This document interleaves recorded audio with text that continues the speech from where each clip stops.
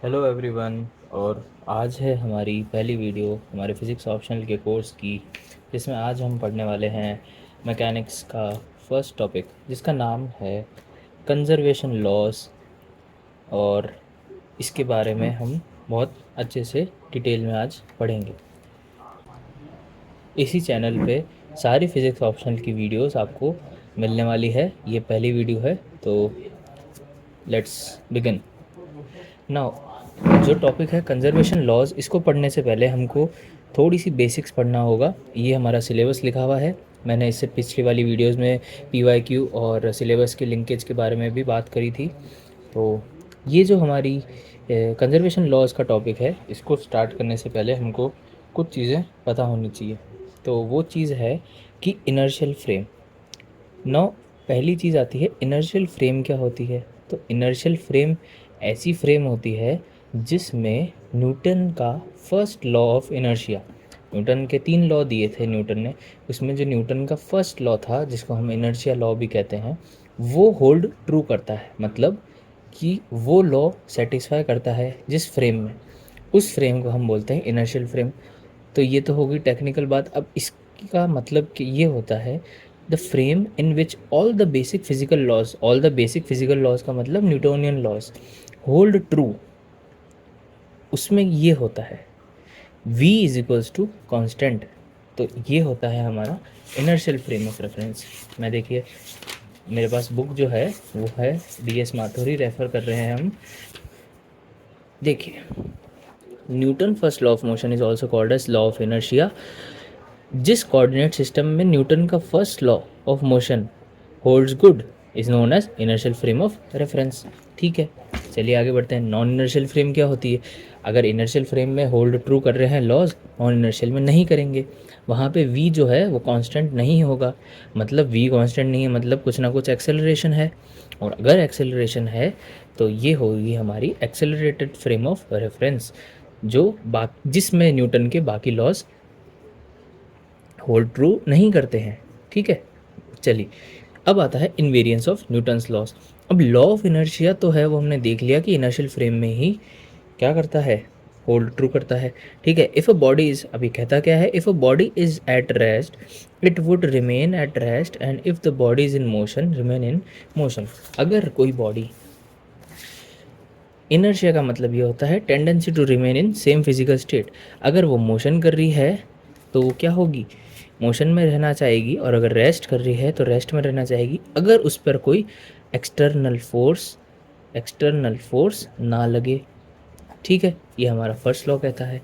अब second law क्या कहता है? सेकंड लॉ कहता है कि rate of change of linear momentum is equals to force. अभी क्लास 9th की बात कर रहे हैं हम, क्लास 11th की बात कर रहे हैं, पर इम्पॉर्टेंट है। ठीक है, इसके ऊपर एक छोटा सा क्वेश्चन या एक कॉन्सेप्ट आया था पहले, बहुत साल पहले आया था। उसमें ये कहा था कि जो फर्स्ट लॉ है न्यूटन का, first law is special case of second law. अभी हम कैसे बताएंगे? तो फर्स्ट लॉ क्या कहता है? फर्स्ट लॉ कहता है इनर्शिया के बारे में, अगर कोई एक्सटर्नल फोर्स ना लगे तो सेम स्टेट में रहती है बॉडी। सेकेंड लॉ ये कहता है कि F is equals to D P by D T. Now we know P is equals to M V. अगर F is equals to D P by D T, putting the value of P की जगह हमने रखा है D over D T, M into V, M D V by D T. तो F is equals to M into A, ये सबको पता है। नाउ अगर F is equals to zero है, अगर एक्सटर्नल फोर्स हम किसी बॉडी के ऊपर नहीं डाल रहे हैं, वो अगर फोर्स क्या है, ज़ीरो, तो अगर F ज़ीरो, तो यहाँ से इक्वेशन में देखिए A भी ज़ीरो और A ज़ीरो, मतलब नो वी चेंज, वेलोसिटी बिल्कुल चेंज नहीं हुई। वेलोसिटी चेंज नहीं हुई तो एक्सेलरेशन नहीं हुआ। मतलब क्या हो गया, ये हो गया लॉ ऑफ इनर्शिया। तो सेकंड लॉ जो है उसको अगर स्पेशल केस बना के लिखें तो हम फर्स्ट लॉ भी पढ़ सकते हैं। नाउ अब आते हैं, इतना बेसिक्स बहुत है, इसके आगे हम बात करेंगे कंजर्वेशन लॉज की। देखिए, कंजर्वेशन लॉज, जो फर्स्ट टाइम जो कंजर्वेशन लॉज बताए गए थे, उसमें ये कहा गया था कि कंजर्वेशन का मतलब क्या होता है। कंजर्वेशन का मतलब ये होता है कि अगर कोई भी प्रॉपर्टी है किसी की, XYZ प्रॉपर्टी है, अगर वो स्पेस टाइम के साथ में या फिर स्टेट के साथ में इवॉल्व नहीं हो रही है, वो अगर खुद को बनाए रख रही है या फिर वो कंजर्व हो रही है, कांस्टेंट रह रही है, ऐसी चीज़ों को हम बोलते हैं कंजर्वेटिव फोर्सेस या कंजर्वेशन लॉस। तो कंजर्वेशन लॉस तो यही बताता है। नाउ अगर हम टेक्स्ट पढ़ें तो टेक्स्ट में भी यही लिखा हुआ है। देखिए टेक्स्ट ये कहता है A particular measurable property of an isolated physical system does not change as the system evolves। अगर कोई measurable property है किसी भी isolated physical system की, अगर वो change नहीं हो रही है, ठीक है, तो इसको बोलते हैं हम कंजर्वेशन लॉ। अब बेसिकली नेचर में हमने कंजर्वेशन लॉ 3 से 4 तरीके के पढ़े। Conservation of mass energy. अब देखिए कुछ सोचेंगे कि मास अलग है, एनर्जी अलग है। साइंटिस्ट ने भी ऐसा ही सोचा था कि कंजर्वेशन ऑफ मास तो हमको अलग पढ़ा देते हैं, कंजर्वेशन ऑफ एनर्जी अलग पढ़ाते हैं। क्लास 9th की साइंस में तो यही बताया था। नहीं, आइंस्टीन सर ने ये कहा कि मास can be converted into energy, energy can be converted into मास। ये दोनों इंटरचेंजेबल है, तो इनको हम अलग अलग करके नहीं पढ़ सकते। तो कंजर्वेशन ऑफ मास एनर्जी कहा जाता है। ठीक है, यही तो बताता है E is equals to mc²। Mass can be converted into energy, energy can be converted into mass. Now next is conservation of linear momentum. ठीक है, लीनियर मोमेंटम P। फिर है conservation of angular momentum L, एंगुलर मोमेंटम होता है L। ठीक है, अगला होता है, लास्ट है कंजर्वेशन ऑफ इलेक्ट्रिक चार्ज। अब इलेक्ट्रिक चार्ज वाला जो टॉपिक है वो हम इलेक्ट्रोडायनेमिक्स में पढ़ेंगे, इलेक्ट्रिसिटी एंड मैग्नेटिज्म के अंदर। मैकेनिक्स में हम क्या पढ़ेंगे, मैकेनिक्स में हम ये 3 चीज़ों के बारे में बहुत डिटेल से देखने वाले हैं। तो कंजर्वेशन लॉस तो यहाँ तक होते हैं। ठीक है, अब कंजर्वेशन लॉस के बाद अब बात करते हैं कंजर्वेटिव फोर्सेस के। तो फोर्सेस काफ़ी तरह के होते हैं फोर्सेस। ठीक है, कंजर्वेटिव फोर्सेस कैसे होते हैं?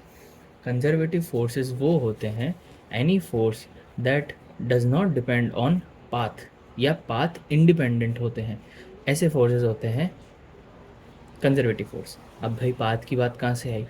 तो हम यहाँ पे कॉन्सेप्ट पढ़ेंगे वर्क डन का। नाउ वर्क डन का मतलब क्या होता है कि अगर आपने फोर्स अप्लाई किया और कुछ ना कुछ डिस्प्लेसमेंट हो गया, ठीक है, आपने फोर्स अप्लाई किया और कुछ ना कुछ क्या हो गया, डिस्प्लेसमेंट हो गया, तो सॉरी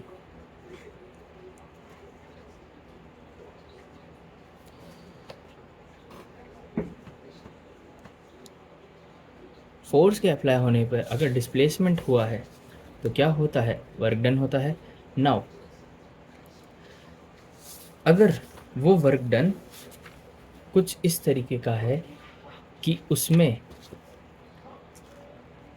फाइनल पोजीशन और इनिशियल पोजीशन पर ही डिपेंड कर रहा है वो वर्क डन, तो ऐसे वर्क डन में जो फोर्स लगेगा वो हो जाएगा कंजर्वेटिव फोर्स। मैं अगेन रिपीट करता हूँ, हमने वर्क डन करवाया, वर्क डन किस तरीके से होता है, फोर्स लगेगा और डिस्प्लेसमेंट होगी। देखिए फोर्स लगेगा और डिस्प्लेसमेंट होगा, ये बुक में दे रखा है। अगर फोर्स लगा और डिस्प्लेस हुआ और उसकी वजह से जो फाइनल पोजीशन और इनिशियल पोजीशन पर ही डिपेंड किया, ठीक है, वर्क डन किस पर डिपेंड किया, फाइनल पोजीशन और इनिशियल पोजीशन पर, तो ऐसे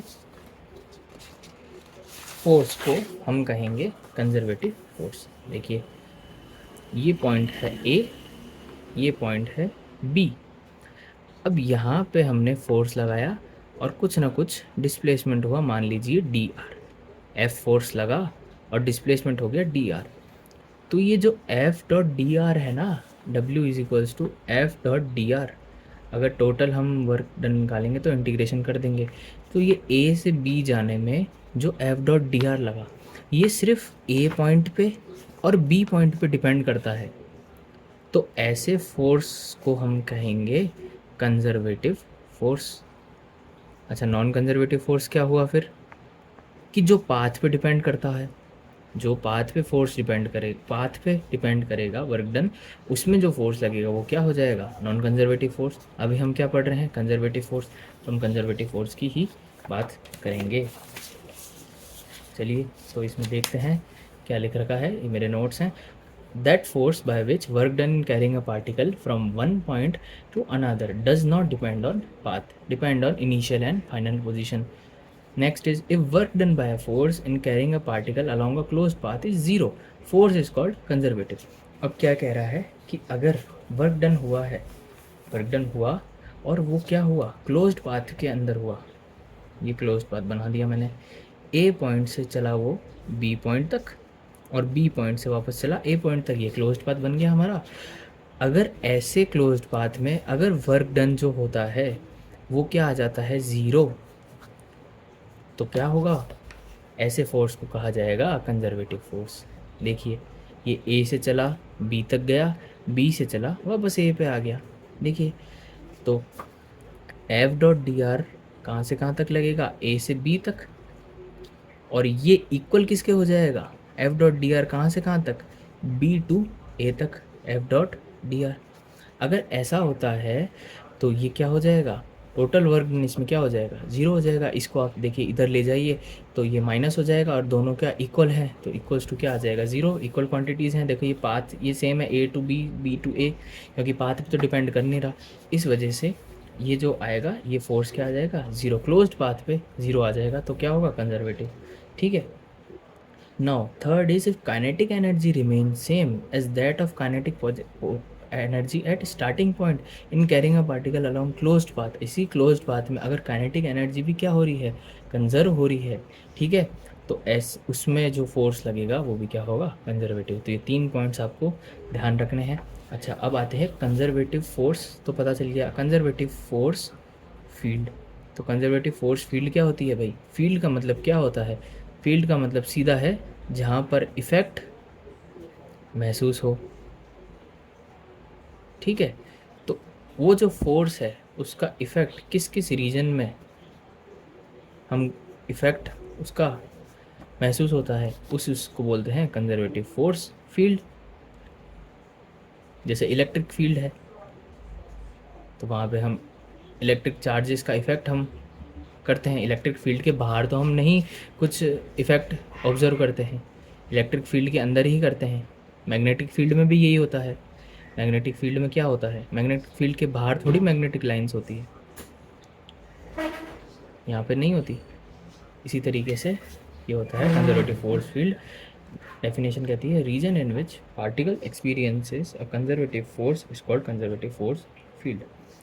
अब अगली एक लास्ट इंपॉर्टेंट बात ये है कि जो सेंट्रल फोर्सेस होते हैं वो क्या होते हैं, कंजर्वेटिव। अब सेंट्रल फोर्स क्या होते हैं, central force line of action of force is always towards a stationary point and magnitude depends on inverse of distance from start stationary point। देखिए हमने देखे होंगे ग्रेविटेशनल फोर्सेस देखे हैं, अपने इलेक्ट्रोस्टैटिक फोर्सेस देखे हैं, वो क्या करते हैं, ये पॉइंट है, इस पॉइंट पे अगर फोर्स लग रहा है F, तो ये किस पे डिपेंड करेगा, R पे डिपेंड तो करेगा ही करेगा, प्लस ये कहाँ है, डायरेक्टेड टुवर्ड्स सेंटर।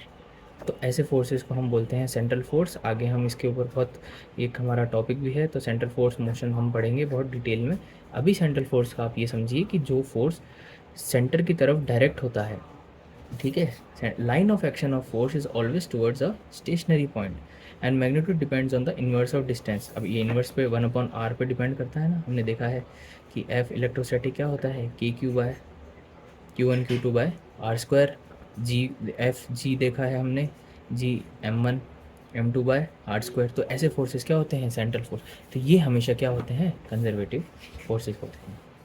ठीक है, सो ये है हमारे पास में conservative force field. Now conservative force field के बारे में बात करने के बाद अब हम आते हैं कि सेंट्रल फोर्सेस आर कंजर्वेटिव। अब ये एक पॉइंट है जो आपको देखना है कि सेंट्रल फोर्सेस कंजर्वेटिव होते हैं। सेंट्रल फोर्सेस कौन से होते हैं, तो सेंट्रल फोर्सेस वो होते हैं जो फोर्सेस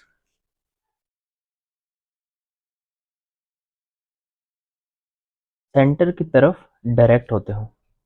ये सेंटर है हमारा, ये कोई डिस्टेंस मान लीजिए r है, इस पॉइंट पे अगर कोई फोर्स लग रहा है और वो अगर उसके सेंटर की तरफ डायरेक्ट हो रहा है F, तो ऐसे फोर्सेस को सिंपल लैंग्वेज में हम बोलेंगे कि दीज आर सेंट्रल फोर्सेस। ठीक है, तो ऐसा फोर्स जो, हाँ ठीक है जी, F R।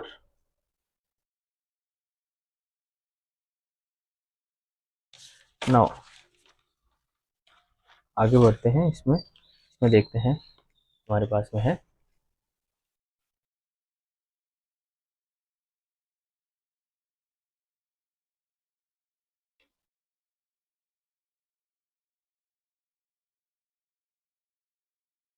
Work energy principal. Now work energy principal ये कहता है कि काइनेटिक एनर्जी और वर्क डन में क्या रिलेशन हम बिठा सकते हैं। तो सबसे पहले W is equals to minus F dot D R, work done is force into displacement. Now force applied is opposite to the direction of motion, means जैसे अगर मोशन हो रहा है इस डायरेक्शन में v, velocity dr is in this direction but force applied is this direction, so the work done is minus f dot dr। पर हमको total work लेना है तो हम इंटीग्रेशन कर देंगे। ठीक है, वही यहाँ पर बता रखा है। Now and also we know f is equals to m dv over dt, so now putting this here, w is equals to minus integration m dv over dt dot dr। Here we can take m outside and put the limit v to 0। Now v to 0 means retardation, v to 0 means velocity is there something, और यहाँ से 0 की तरफ जा रही है मतलब इसमें रिटार्डेशन, m आ जाएगा बाहर, dv over dt dr, dr over dt is v to 0, dr over dt is v, dr over dt is v, v dv, v dv integration m v square by 2 v to 0 minus m 0 by 2 minus v square by 2, so we get 1 over 2 mv square। This is the expression of kinetic energy, work done kinetic energy, and also this is the formula of kinetic energy।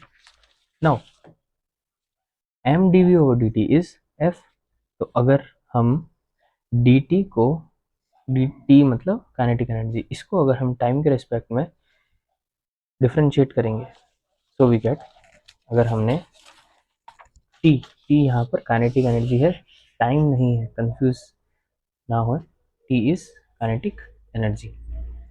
अगर kinetic energy is half M V square, अगर हम kinetic energy को time के साथ differentiate करें तो we get D over D T 1/2 M V square, 1/2 बाहर, m भी आ जाएगा, तो we get 2 dv over dt is cancel and dt over d is we get mv, एक v लगाना है, mv dv over dt। Now हम यहाँ से ये देख पाते हैं कि rate of change of kinetic energy dt over dt है, तो rate of change of kinetic energy is equals to activity of the force. Now this is called activity of force. ये कैसे एक्टिविटी बनेगा, हमने देखा था M D V over D T था force, इतना इतना पार्ट, इतना इतना पार्ट था फोर्स, तो F we D T over D T.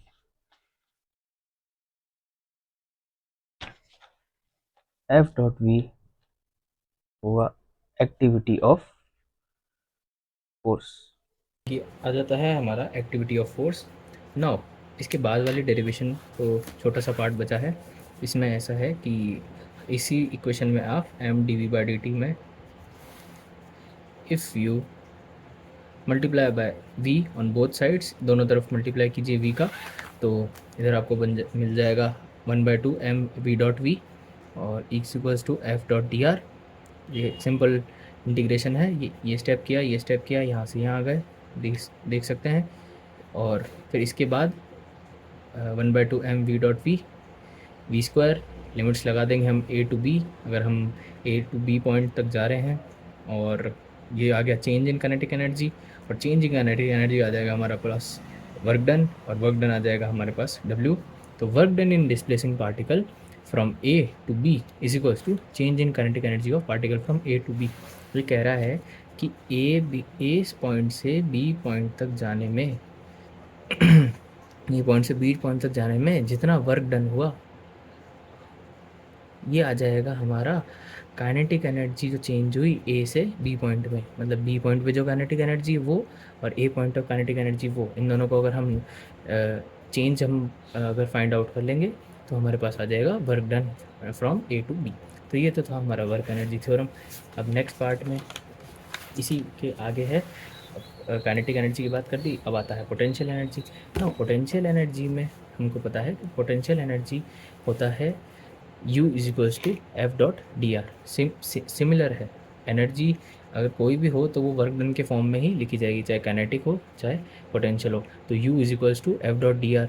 अब हमको क्या करना है कि इसकी जो वैल्यू है ये हमने इस तरीके से ली है कि एफ डॉट डी आर की जो लिमिट लगाई है हमने, डी आर की जो लिमिट लगाई है वो इन्फिनिटी से आर तक ले ली, या उसके आगे नेगेटिव साइन लगा दीजिए आप, या फिर आर टू इन्फिनिटी कर दो और उसके आगे एफ डॉट डी आर लगा दो, ये पॉजिटिव। तो यहाँ से हम आगे चलते हैं। Conservative force as negative gradient of potential energy, ठीक है, conservative force as negative gradient of potential energy.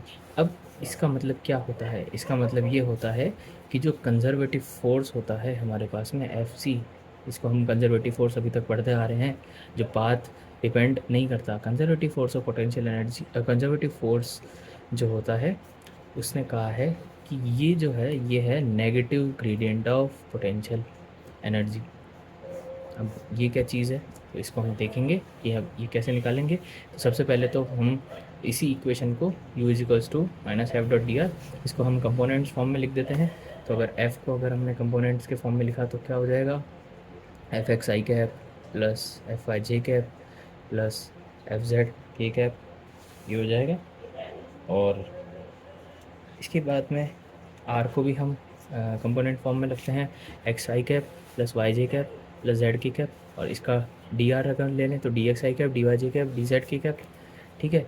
इन दोनों को हमने इसी क्वेश्चन में रख दिया, मल्टीप्लाई किया, तो यहाँ पे हमारे पास आ गए F X D X F I D Y F Z D Z. इसके बाद अगर इसको हम कंपोनेंट फॉर्म में अगर तोड़ के लिखते हैं, अब यहाँ से देखिए, यहाँ से ये चीज़ क्या है, एफ एक्स डी एक्स अगर मैं इस तरफ लूँगा तो ये चीज़ क्या है, तो एफ एक्स अगर मेरे को यहाँ से फाइंड करना है तो ये इंटीग्रेशन को इधर जाएगा और ये डी एक्स नीचे जाएगा, तो हमारे मेरे पास क्या आ जाएगा, del U over del X, simple del U over del X आ जाएगा। अब यहाँ से ये देखिए, अगर इसको करेंगे हम कंपोनेंट फॉर्म में एफ वाई तो आ जाएगा del U over del Y. Similarly F Z is equals to del U over del Z. No, इसके बाद क्या करना है, इसके बाद हमको देखना है कि ये जो लिखा है हमने फोर्स एफ, अगर हम एफ देखें तो इसको हम कैसे लिख सकते हैं, इसको हम ऐसे लिख सकते हैं, F is equals to minus del U over del X I cap plus del U over del Y J cap plus del U over del Z K cap. इसमें आपको एक स्टेप यहाँ पे मेरे को समझाना पड़ेगा, वो ये है कि F X I cap F Y Z cap F Y J cap plus F Z K cap, इसकी वैल्यू हमने क्या देखी थी, del U over del X minus F Y की वैल्यू क्या देखी थी, minus del U over del Y, F Z की वैल्यू क्या देखी थी, minus del U over del Z. अगर मैं माइनस कॉमन ले लूँ तो क्या आ जाएगा, del U over del X plus del U over del Y plus del U over del Z, ये आ जाएगा हमारे पास में, ये लिखा हुआ है यहाँ पे, साथ में कंपोनेंट्स लिखेंगे। और ये पूरा क्या बनता है हमारे पास, अगर यू मैं यहाँ से बाहर ले लूँ तो क्या बन जाएगा, पूरा क्या बन जाएगा, ये डेल ऑपरेटर है, हमने देखा हुआ है, तो क्या बन जाएगा डेल यू, और ये आ जाएगा एफ। हेंस प्रूव कि the negative gradient of potential energy is conservative force. ठीक है, यही है। अब conservative force is equal to negative gradient of potential energy. Now अब हम निकालेंगे curl of F.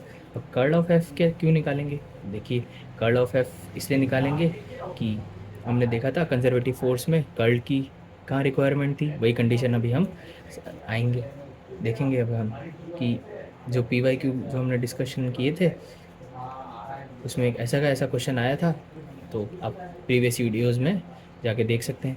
Now curl of F निकालेंगे तो डेल क्रॉस एफ है, डेल क्रॉस एफ है तो डेल क्रॉस एफ की जगह हमने क्या लिखा, एफ हमने ऊपर निकाला है माइनस डेल यू, इसको सब्स्टिट्यूट करेंगे यहाँ पे, minus del cross del U. Del की वैल्यू हमको पता है कि डेल की वैल्यू ये होती है del operator del by del X plus del by del Y del by del Z multiply by del U है, तो ये सेम ग्रेडियंट की वैल्यू यू के साथ में, इसको हमने क्रॉस प्रोडक्ट ले लिया। क्रॉस प्रोडक्ट कैसे लेते हैं, देखिए आई जे के फर्स्ट टर्म फर्स्ट कंपोनेंट लिखेंगे आई कैप के, डेल बाय डेल एक्स, यहाँ पे है del U by del X, del by del Y del U by del Y, similarly del by del Z del U by del Z. ठीक है, इसको हम solve करेंगे, I cap first row first column, first row first column, फिर इन दोनों का product in दोनों का प्रोडक्ट इन दोनों का प्रोडक्ट इन दोनों का प्रोडक्ट इन दोनों का प्रोडक्ट इन दोनों का प्रोडक्ट। अब बिकॉज इसको हम जब जैसे ही हम ओपन करेंगे तो ओपन करने के बाद में ये सारी टर्म्स कैंसिल हो जाएंगी, तो जैसे ये सारी टर्म कैंसिल हुई तो कर्ल ऑफ एफ आ जाएगा हमारे पास में ज़ीरो, तो कर्ल ऑफ एफ क्या आ गया zero. So F is equals to minus grad U, एक ये कंडीशन आई हमारे पास में और एक आई curl of F is equals to zero. This is very important result और इसको हम कहते हैं necessary and sufficient condition. Conservative field of force F for a conservative force field of force F, अगर किसी एफ है कोई फोर्स, उसके कंजर्वेटिव होने की ये क्या है नेसेसरी और सफिशिएंट कंडीशन क्या है, F is equals to minus grad U और curl of F is equals to zero. Now इस वीडियो के लास्ट पार्ट में हम आते हैं और इसमें बहुत छोटी सी डेरिवेशन है, law of conservation of mechanical energy. Law of conservation of mechanical energy क्या है, तो मैकेनिकल एनर्जी का मतलब होता है दोनों एनर्जी कंबाइन, काइनेटिक भी और पोटेंशियल भी। यहाँ पे के की जगह आप टी से रिप्रेजेंट कर सकते हैं। नाउ इसमें क्या है कि W is equals to minus F dot D R, ये हमने देखा, ये डेल यू आ जाता है negative gradient of potential energy, ये आ जाता है U A minus U B. और similarly W is also equals to the change of kinetic energy from A to B, ये भी हमने देखा कि ए से बी में जाने में जो चेंज हुआ वो भी क्या है W है, तो U A minus U B ये भी इसके इक्वल हो गया। तो अगर हम यहाँ से देखें, अगर हम इसको देखते हैं W is equals to F dot D R, ये तो जनरल फॉर्म है, ये आ जाएगा U A minus U B potential में चेंज, और ये आ जाएगा 1/2 M V B square minus 1/2 M V A square. अब ये बहुत ज़रूरी है आपको समझने में कि पोटेंशियल एनर्जी में स्टार्टिंग पॉइंट पहले आता है, एंडिंग पॉइंट बाद में आता है, और काइनेटिक एनर्जी में जो फाइनल पोजीशन है वो पहले आएगी, इनिशियल पोजीशन बाद में आएगी। इसको सॉल्व कीजिए तो आपको ये मिल जाएगा U A plus half M B A square is equals to half M B square plus U B, तो यू हो जाएगा as it is half M B A square का लिख दिया, T A means kinetic energy A point, फिर half M B B square kinetic energy B point. Now T A plus U A is equals to T B plus U B, ये क्या है, ये result ये बताता है कि T A और यू ए दोनों क्या है कंजर्व हुए हैं या दोनों कांस्टेंट है। इन दोनों को हम रिप्रेजेंट करेंगे ई से, तो ई हो जाएगा हमारा total energy. Now total energy क्या है, total energy is constant, so हमारे पास रिजल्ट आता है sum of kinetic energy and potential energy of particle remains unaltered as particle moves from A to B in conservative force field. इसका मतलब क्या है कि काइनेटिक एनर्जी और पोटेंशियल एनर्जी को हम जब दोनों को जोड़ेंगे तो वो क्या होंगी, वो कंजर्व होंगी या कांस्टेंट होगी। मतलब टोटल एनर्जी जो है, टोटल एनर्जी क्या होती है, कंजर्व होती है। किस में, खासकर कंजर्वेटिव फोर्स फील्ड में। बहुत ही इम्पोर्टेंट रिजल्ट है। अगर आपने PYQ ये जो देखे हैं, इसमें देखिए डायरेक्ट क्वेश्चन ये चीज़ पूछी हुई है कि ये देखिए 2013 का क्वेश्चन एग्जैक्टली ये चीज़ पूछता है, if the forces acting on a particle are conservative show that the total energy of the particle which is the sum of kinetic and potential energies is conserved. तो ये क्वेश्चन आज हमारा solve होता है। नाउ इसी से related दो और क्वेश्चंस हैं, बहुत सिंपल क्वेश्चंस हैं, यहाँ पे मैंने कर भी रखे हैं। तो मैं ये दिखाता हूँ आपको। ये देखिए, ये एग्जाम्पल बाद में करेंगे, उससे पहले मैं आपको दो PYQ भी हो जाएंगे इस वीडियो के एंड में, तो काफ़ी अच्छा रहेगा। ठीक है, नाउ क्वेश्चन ये है कि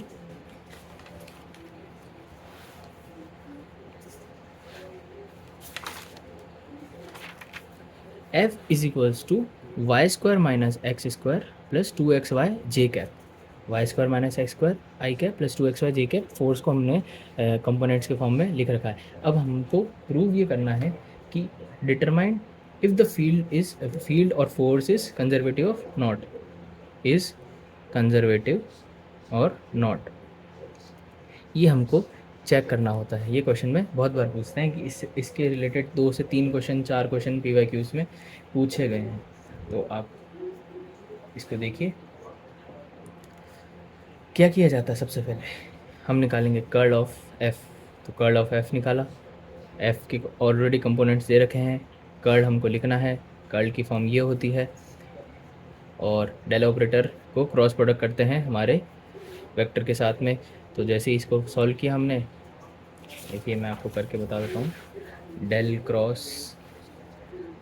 cross F, no F is I cap J cap K cap, del is del over del X, del over del Y, del over del Z, F is Y square minus X square plus 2xy plus K cap का component नहीं है तो 0।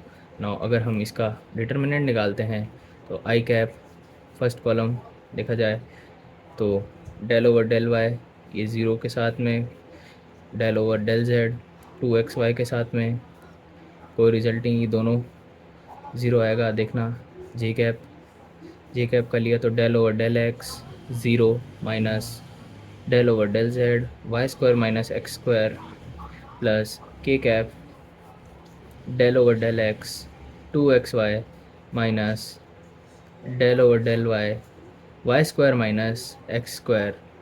इसको अगर solve करते हैं इसका result आ जाएगा 0, इसका रिज़ल्ट आ जाएगा 0 बिकॉज जेड पे कोई टर्म डिपेंड नहीं कर रही, माइनस जे कैप वाली टर्म भी, ये फर्स्ट टर्म आ जाएगी 0, Y square minus X square नीचे है डेल ओवर डेल जेड तो ये टर्म भी आ जाएगी 0, प्लस के कैप की टर्म देखें अगर हम तो क्या आ जाएगा 2xy को अगर डेल एक्स से करेंगे तो आ जाएगा 2y minus X square, Y square minus X square, तो एक्स स्क्वायर की टर्म डिफ्रेंशिएट नहीं होगी, वाई स्क्वायर की होगी, तो del by del Y of Y square 2y, तो 2y माइनस 2y क्या आ जाएगा हमारे पास में 0, तो टोटल आंसर आ जाता है 0।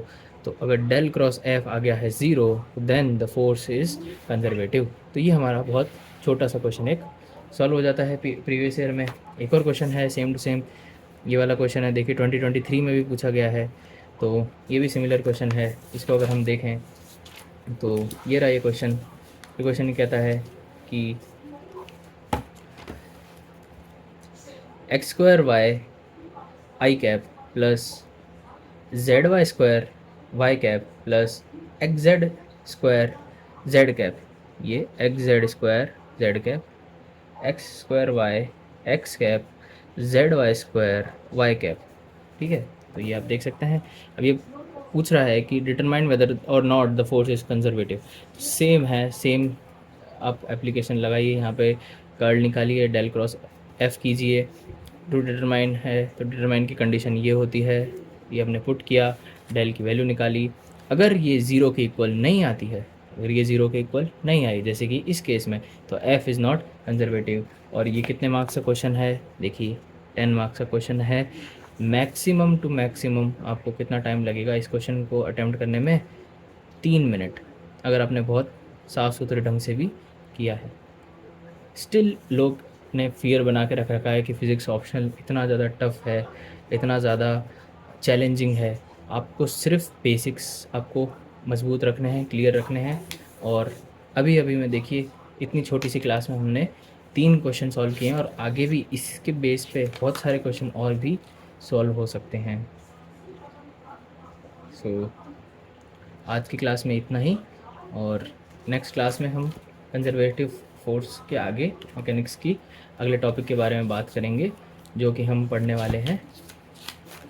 हमारा नेक्स्ट टॉपिक, मैं आपसे रिक्वेस्ट करता हूँ कि आप प्लीज़, अगर आपके पास में DS माथुर है तो आप प्लीज़ ये बुक रेफ़र कीजिएगा, या फिर कोई और सोर्स है तो वो सोर्स रेफ़र कीजिएगा। बस पहले से आप थोड़ी सी रीडिंग लगा के ज़रूर आइएगा, तो काफ़ी अच्छे से आपको इंटरेस्टिंग वे में समझ आएगी चीज़ें। तो नेक्स्ट क्लास में हम पढ़ने वाले हैं, मैं देख लेता हूँ इसमें क्या है।